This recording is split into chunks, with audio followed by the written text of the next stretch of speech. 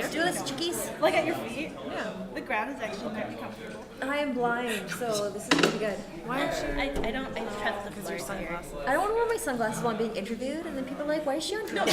No, you could be like a celebrity, man. You could have like a little coffee right there and wear your Ugg boots and be like, yeah, man. Well, you know, I am kind of a rock star. My new album's coming out. Just check it out and just hold a dog and it'll be like this Tinkerbell. The first Tinkerbell. I like that it's a garbage can. Although, these are the glasses I'm wearing on the agenda. These are the glasses I'm wearing on the agenda. Trademark glasses. Recognize.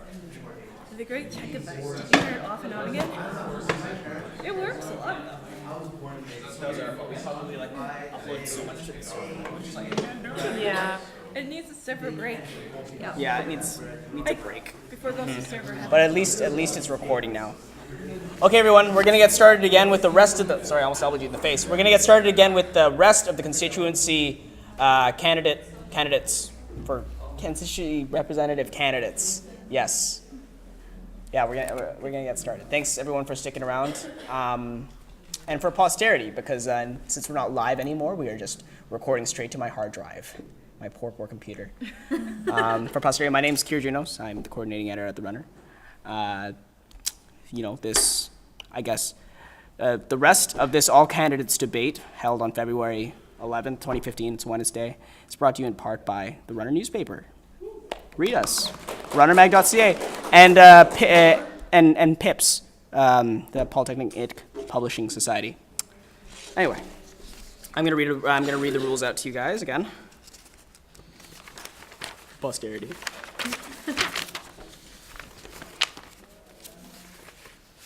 Hold on just a second. Thank God we're not live. So we're gonna have 1 minute for opening statements. Timekeeper Scott Books. At the end of that minute, he'll raise his hand, and at that point, you guys will have 10 seconds to finish the rest of your answer, right? That's going to be the same way for the questions that are going to be prompted to answer from us, the kind of questions we've prepared at The Runner, and the audience questions. That'll be on, sticky notes, and Yana has 3G, so she could sift through tweets, though, that she wishes the Wi-Fi was working too. Anyway, then after all that, we'll prompt you guys for a closing statement. Mm-hmm. Excellent. So, and of course, you're all going to have a chance to be able to answer first. So we're going to alternate between new answers first. So here on my left. So you want to start your candidate statement? Sure. Hello, everybody. My name is Kayla England, and I am running for the position of Queer Representative for the Kwantlen Student Association. This will be my third election. I was first elected in 2013 as the Arts Representative. I was elected again in 2014 as the Mature Students Representative, and now I hope again to be re-elected in 2015 as the Queer Representative.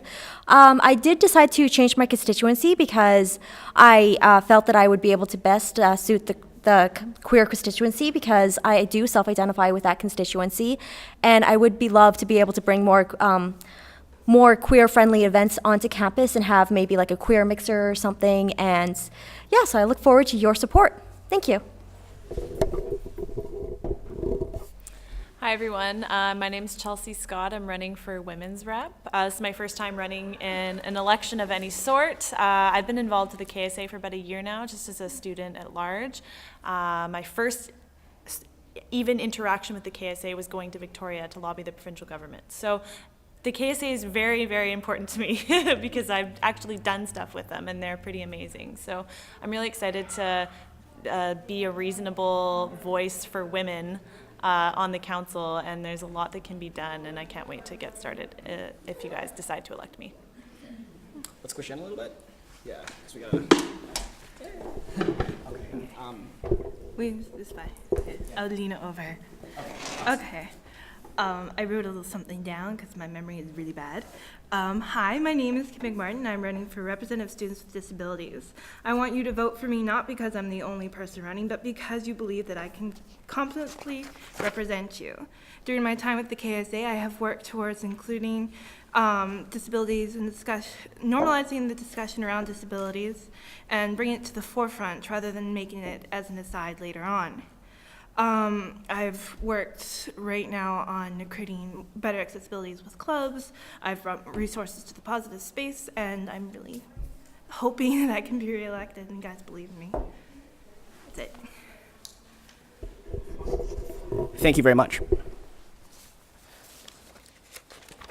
Kayla, as the queer candidate, what are the barriers facing your constituency at KPU? Personally, I think there is some barriers facing students of the queer constituency. First of all, I think there is a lack of understanding of what the queer constituency represents and what it is. And I also think that there is a little bit of a hesitancy towards the queer. And I think there is a little bit of discrimination against that constituency, and I hope to be able to alleviate some of that with doing some more queer-friendly events and hopefully put forwarding that we're not something to be afraid of, we're not something that's different or out there, we're just like regular people like you and anybody else out there, and I hope to facilitate that cohesion. Thank you. Chelsea, as women's rep, what is the biggest barrier facing your constituency? The biggest barrier facing women at KPU is the same everywhere, mostly in the developed world. Women are generally underrepresented in positions of power, politically, in governing positions. Women are half the population, so the fact that we need a representative representing that large of the population shows that the systemic problems. So, I mean, I'm not here to solve all inequality with between women and men, but I strive to most of my life. So basically just bringing that to the forefront and continuing to push for ultimate equality between men and women.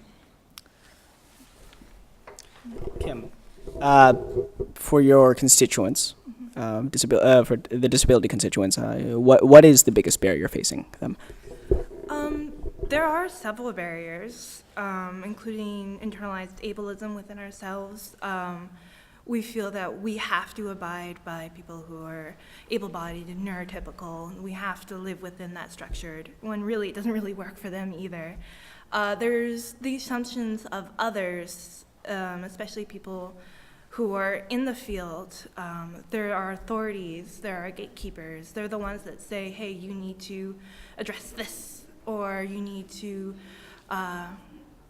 experience the world through this lens rather than what feels comfortable for us. There's been great strides in when we include people who have disabilities in the disability discussion. So there's a couple of things that are barriers. Did I answer that right?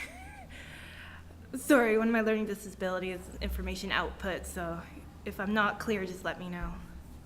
So, there you go. Thank you. This time I'd like to prompt the audience to, voice yourself. Do you have a question? Anyone? Yes? Are all the candidates willing to work with other constituencies to achieve some of the common problems that we face? Mm-hmm. I see. Okay. Do you want to start with that one first, Chelsea? The question was, are we willing to work with other constituencies? Mm-hmm.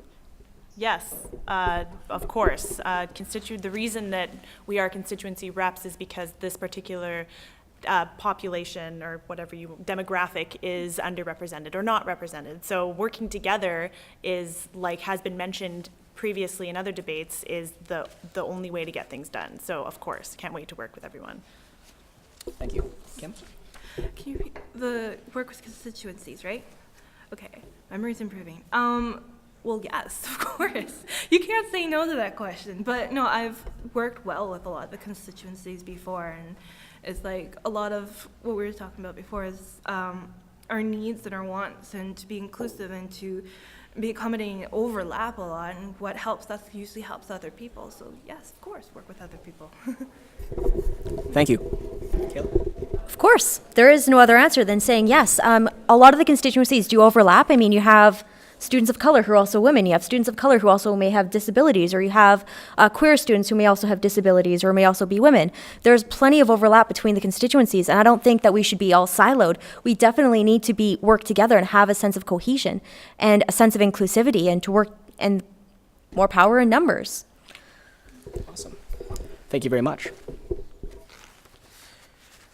What do you think the role of a constituency rep is beyond representing your constituency? Kim? Is that just as your role as a KSA officer then, or is it just as a person? Well, yeah, you have to represent your constituency, but, what is there beyond that for constituency rep? I live and breathe disabilities. It's helping get services out for the KSA. It's helping your club members. It's being a better person. It's being better communication. I'm not really understanding the question. If you're not helping your constituency, what are you doing? You're voted in to help people. To not help people is not what you, I'm sorry. Oh, it's okay. I'm just saying, what else is there beyond just representing your constituency? That's what the question is. It's helping other people. It's helping yourself. It's helping people. Better communication, workshops, programs, events. It's not just one thing. It's everything. And sorry, I'm not doing this right. I'm done. Kayla? I think that you have to advocate on behalf of your constituency. You also have to have events. You also have to promote a more inclusive environment. And you also need to attend council meetings first and foremost. I think that's one of the most important things, which I have been actively doing. And you also need to be an active member on committees and bring ideas forth, and not just stick to your stringent rule of this is what I'm doing. You need to go outside the box and think of what else can I do to make the KSA better. And that's something that I hope that I strive to do within my next year, if elected. Chelsea? I'd echo what they both said. You are naturally representing your constituency, but you're also elected to be a counselor. Counselors have duties, showing up to council, being involved in committees, any projects that you happen to take on don't necessarily have to only come under that portfolio or that wing, because the nature of the KSA is that there is so much that can be done. Unfortunately, there are a few people that are there to do it. So you have to do a lot more stuff. First and foremost, yes, you're representing your constituency. First and foremost, I'm representing the female experience on council, but I'm also there to educate as well. So education is, basically number one in most things, but I always just tack that on at the end. But everything that they said is right as well. So good job, ladies. Right. Okay. Opening the floor to audience questions, online and offline. What do you have, Yana? Cool.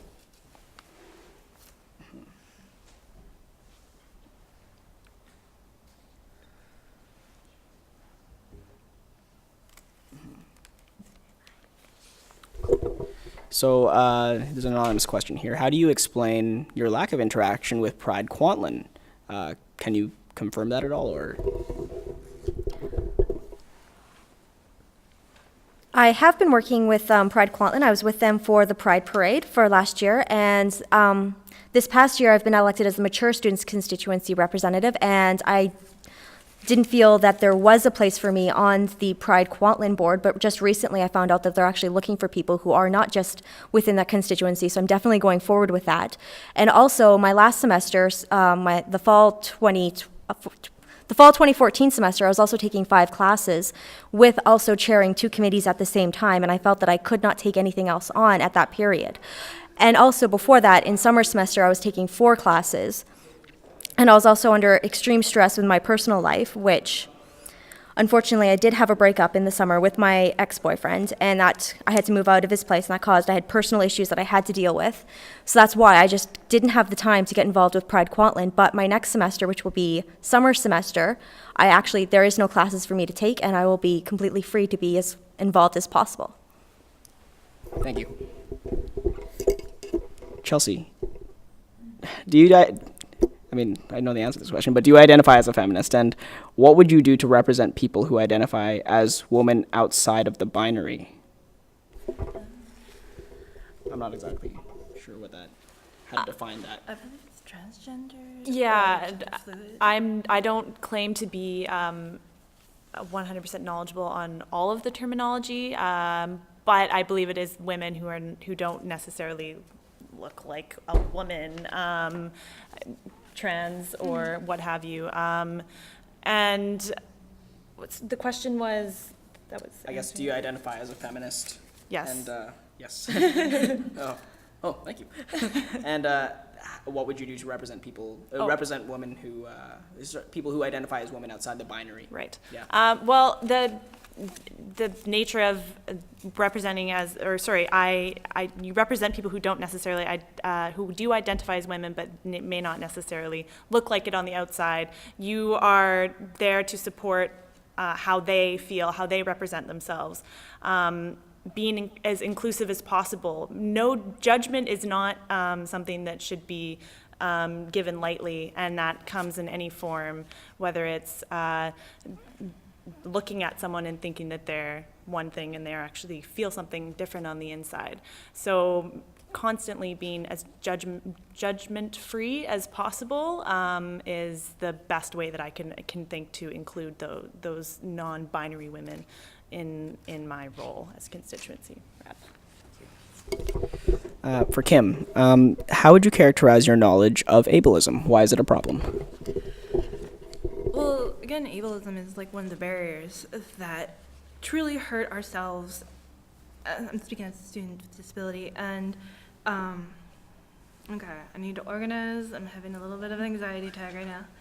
Can you repeat the question? Of course. Sorry. How would you characterize your knowledge of ableism? Why is it a problem? My knowledge of ableism. My knowledge of ableism is continuously evolving. I'm researching it constantly and experiencing constantly, using user-created information from people who also have experienced online, offline, in person, through people who are supposed to help them. How am I going to fix it? What's the second? I'm not good at this. Why is it a problem? It's a problem because people are always assuming, they're putting their expectations of what we can do onto us. And so when we exceed them, we become suddenly inspiration porn. We become a symbol for them to recognize, but not as ourselves, as a thing. So I think, am I out of time? Okay, sorry. Thanks so much. For Kayla, how can we better understand the perspective of specifically transgendered peoples? Well, first and foremost, I think we can learn from experience and from other people's experience. I think last year when we did the Sexpo, there was actually a speaker who spoke on, and she was transgendered, and it was interesting to hear their perspective, and I'd like to have more of those talks at Kwantlen, and I'd like to have it more of a semesterly type of event where we have these different perspectives come in and talk to students and just talk about what they're going through, what their hardships were, what their successes were, and how we could better understand where they are coming from.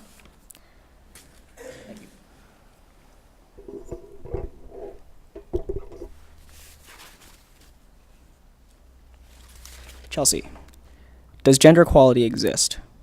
How? Does gender equality exist? Not in legally, yes, I think, depending on where you are in the world. In Canada, legally, women and men have the same legal rights. That's not always, for example, there is abundant pay inequality. As everyone knows, traditionally women get paid, well, there's a whole bunch of numbers. I know that even in like government and things like that, it's like 80% of what men make or something, and that's arbitrary. There's no reason. The work that women do is valued less monetarily based on the fact that they have had less time to actually be within that workplace. That's sort of what I think. That's because we've only had the right to actually work in these places for like 60, 70 years, which is horrifying. So it's still there. It's still there. There's no way that we have equality yet, not even close. The fact that I am here, sitting here right now, shows you that we need a women's rep to be constantly there representing the inequality that is abundant in society. It's getting better, and I hope that it continues to change. Thank you. Opening up the floor again. Anybody have any questions on a post-it note, sticky note? Anything on social media, Yana? Anything compelling? Oh, yes? Well, you're up. For women's rep, I just have a question. The funding for abortion clinics in Eastern Canada is being kind of declining, if it's there at all in some locations. Do you feel that as a women's rep over on the West Coast here at with the KSA, is there anything that you could do potentially in your position to support that issue? Yeah, for sure. I'd never even really thought about that, but that makes a lot of sense. The solidarity between the coasts, it's an interesting sort of thing that happens, and it can be really powerful. And it's an incredibly important issue. It's not about the debate about whether or not abortion is moral, immoral. It's about the access to that option.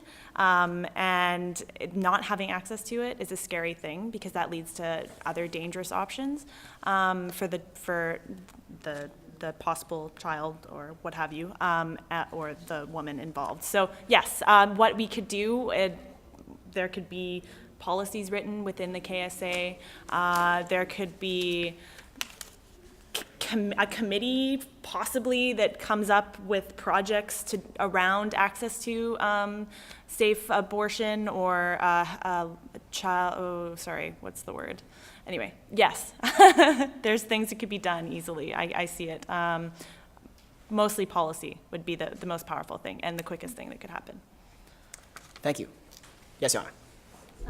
This one was specifically for the Pride rep, but it actually can apply to all of you. So Sure.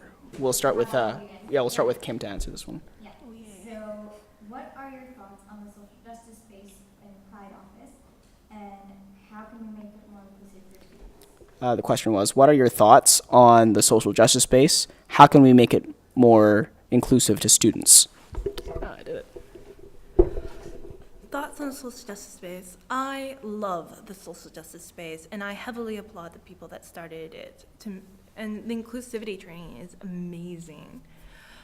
It's just, I go through it all the time, and I volunteer at Pride. They need more volunteers. It's just awesome. I hope that's not like endorsing thing. It's weird. I don't know the new rules. But, and how to make it more inclusive, right? Well, I think we need more club space, and to make it like the social justice room, and that we need inclusivity, to have the KGG, not picking on you guys, I love you guys, just to have that many people in that small of a room, it's hard to get in. You know what I mean? It's, for a person in a chair, there's no pathways. It's, sometimes the noise can hurt a person with an anxiety, but they've done inclusivity training. They're trying to help it, but we need more space, and I'm sorry. Yeah. What do you think, Kayla? I would agree with actually a lot of the things that Kim said, and there is some issues with the social justice space. First off, I'll say that I really enjoy the social justice space. It's definitely a needed space, that to have that safe space for individuals to go where they can not be discriminated against and not hear negative things. And it's been brought to my attention in the past that there has been some issues with that, specifically with the Kwantlen Gaming Guild.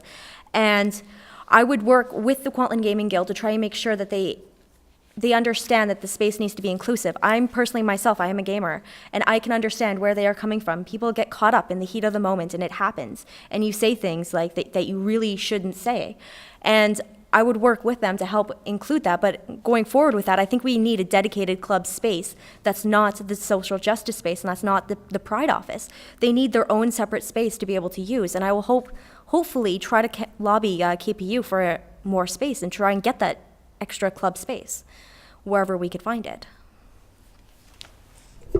Chelsea. Yeah, I'll echo what they said as well.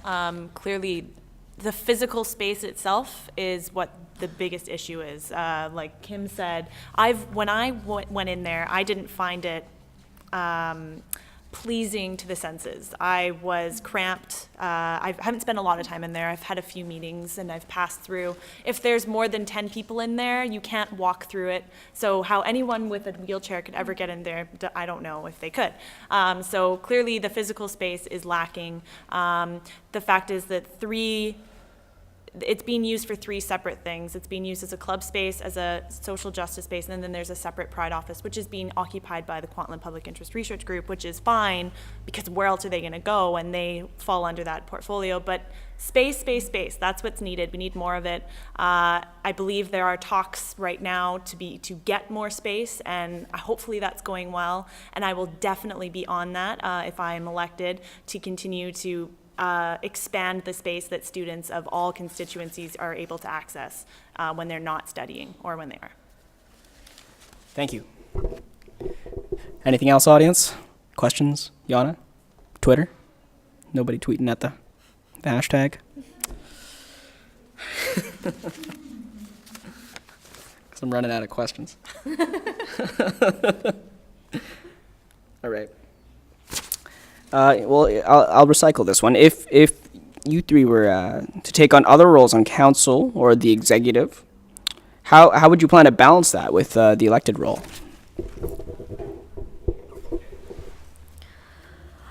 I am actually going into my last year of school. After this, I only have 4 more courses that I need to take, and so then my school load is actually going to be really, really light for the next year. And I plan on being able to use a lot more of my free time that I'll have, since I'm not taking such a heavy course load, because I overloaded myself in courses previously. But I hope to use all that free time to balance both roles and to, be more active with Pride Kwantlen, and then whatever committees I get on or whatever extra roles I may take on. I hope I'll be able to balance it quite well, because I'll have that extra time to be able to devote to the KSA. Thank you. I plan to take on a lot of things. Balancing, I'm sorry, can you repeat the question? Yes.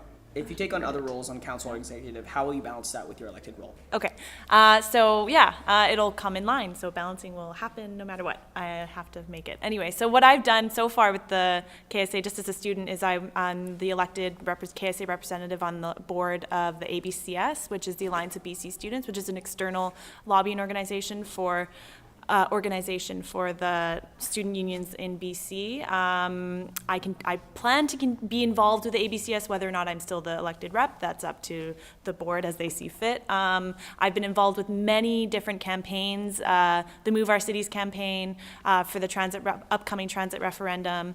Anything that has to do with sustainability, that's one of the other hats that I have, is sustainability. So I plan to take on any sort of project that comes up with that, and to me that all falls under my constituency umbrella, because women are involved in all of those things, so, and often are spearheading them, so it'll just have to balance. I'll make it. Thank you. Kim. Can you repeat the question, please? Sure. If you take on other roles on council or the executive committee, how will you balance that with your elected role? It's not really about balancing, it's more about taking it with you, making it part of the discussion. It's about recognizing who you are. For me, as a student with a disability, this never goes away. There's no cure, as some people think there is. You can't practice enough and it'll go away. So just bringing it to the table and making it there. You have to stare it in the face. People have to recognize this. And I'm off topic, probably. Sorry. What was the question again? How would I balance it? Yeah, how would you balance your, if you take on other roles with the council executive, how will you balance that with your elected role? doing a lot with the other constituencies, bringing it to other tables, making sure, like the Black History Month that came through, I met with the people and made sure that there was accessibility access, and with other planning tools coming through, making sure everyone's okay. For my committees that I'm on, making sure I'm off topic. I'm gonna quit this question. It's an awesome question. I'm not good at this question. I like balance, yay. Don't quote me on that. Thank you. That was an awesome question. So we're reaching the end, guys. Just before I prompt the candidates for a closing statement, I just want to make sure I do my dues and let you know about some of the regrets. The Aboriginal representative Justin Bige, he let us know that he couldn't come around. I believe he had class. Al Hassan Rashid, he was a student of color rep. He did not provide us with a regret. Michael Morris, who is a representative, who is a candidate for the mature students rep, also gave us a regret. So, just letting you guys know. Would any of you want to make some closing statements at all? Sure. Okay, we'll start with. So like I said, I've been really involved with the KSA for the past year. It's been a bit of a lead up. I've known that I wanted to run since about last May. So this is fun. It's finally happening. I really hope to be elected and be that strong, confident, reasonable voice on council. I've sat in on many different council meetings throughout the year, and I feel like I know the ropes, and as soon as I get in, I can jump in anything and go at it full force. So I can't wait to be elected. Okay. Well, I've hoped that I've represented students with disabilities to their liking so far, and I've created the collective. I've brought resources to the social justice space. I've working a lot with other constituencies to normalize the discussion about disabilities and to provide better support. So I'm hoping that I can be reelected and with more input. So thank you. Kayla. In closing, I would just really appreciate your guys' support in running for the queer representative position. I look forward to my third year on council, the hat trick, and I would look forward to having more queer-friendly events and having maybe a gay-straight alliance on campus and more discussions around normalizing the queer community and having them not feel so ostracized within the KSA, and also more events. I mean, students like to have fun, and I think we should have more, definitely more inclusive and queer-friendly events. The constituency representatives, everybody.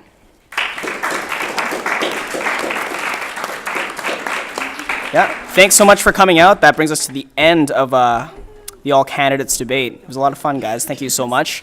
And for those of you who were watching at home and the live stream just decided to cut out because the Wi-Fi infrastructure just said, not today. Well, sort of part of today. You can find the rest of this. You can find the rest of this live stream uploaded onto YouTube within the next couple of days. Thank you very much. Good job, ladies. Yeah, thank you, by the way. Yeah, of course. Wonderful job. Thank you very much. It was a blast.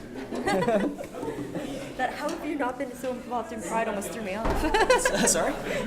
Or the not being involved in Pride almost threw me off. Oh, yeah. I was like, I don't know. I guess it threw me off too. I was like, what? But, you handled it well. I am on your agenda. That was me at Pride. Yeah. No, that was.